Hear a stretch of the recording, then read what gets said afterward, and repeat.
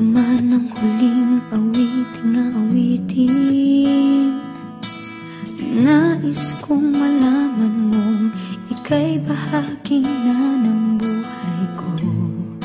At kung may huling sasabihin, nais kong sambiting, nilagyan mo ng kulay ang mundo.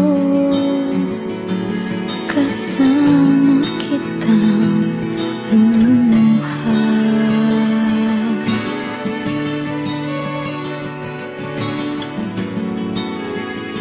Dahil sa'yo ako'y may pag-asa.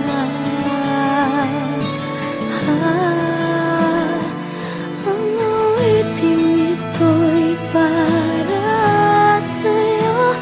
At kung maubos ang tinig, di magsisisi.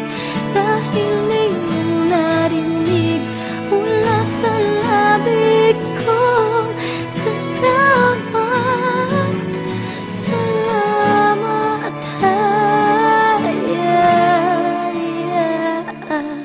sana iyong marinig tibok ng damdamin. Ikaw ay mahalaga sa akin, ang awitin ko'y iyong dinggin. At kung marinig ang panalangin, lagi kang naroroon, humihiling ng pagkakataon. Nasabi ko sa'yo ng harapan. Bilang isang estudyante, ang magulang ko ay mapagpahalagang magulang. Katulad ng pag may meeting, nandyan sila upang makarating dito dahil alam nila ang meeting na ito ay para rin sa akin. Kaya dahil doon, ako'y lubos na nagagalak dahil sa walang sawang pagsuporta nila sa akin. My parents involve themselves in being part of my education. First of all, by being for encouraging me and for forcing me and for letting me strive harder for my education. They're the ones who give me the support and the love for me to continue my dreams. And with all the things that I have right now and the things that I fulfill, I can thank them for, and I would like to thank them for giving me all the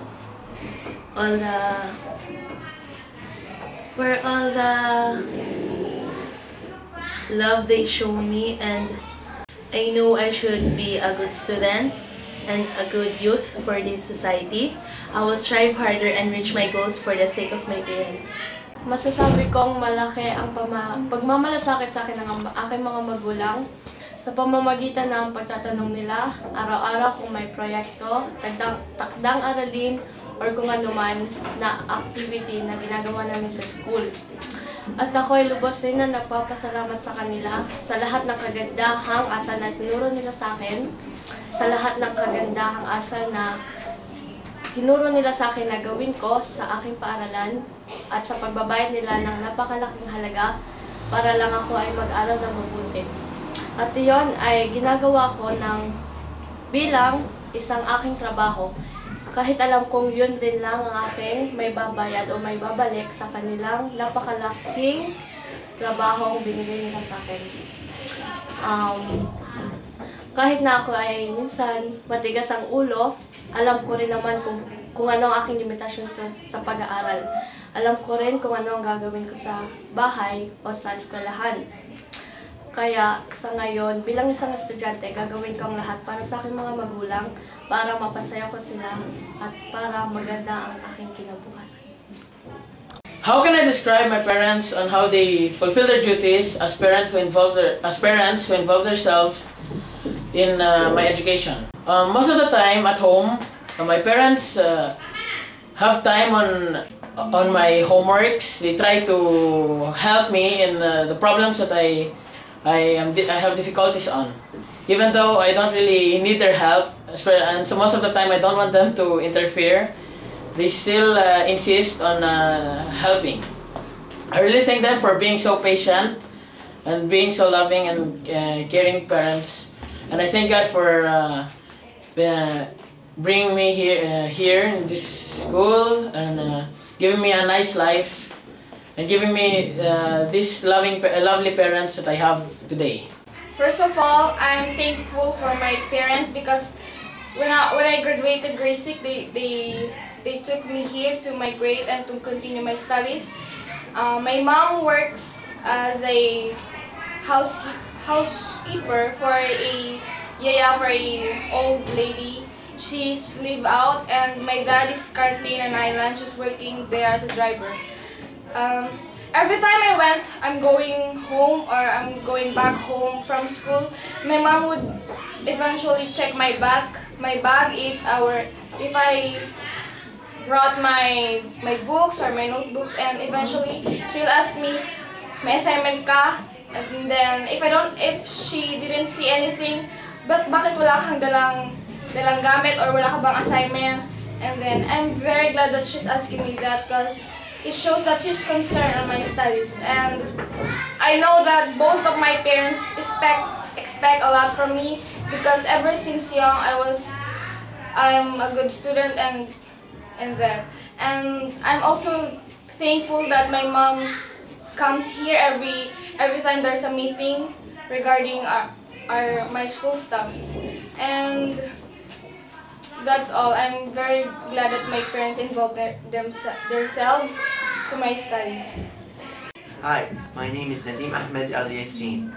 I'm from Iraq, and I've been studying in this school for almost 3 years, and it's been quite a really exciting experience because especially in Greece here, it's everything is just perfect for studying, the weather and everything.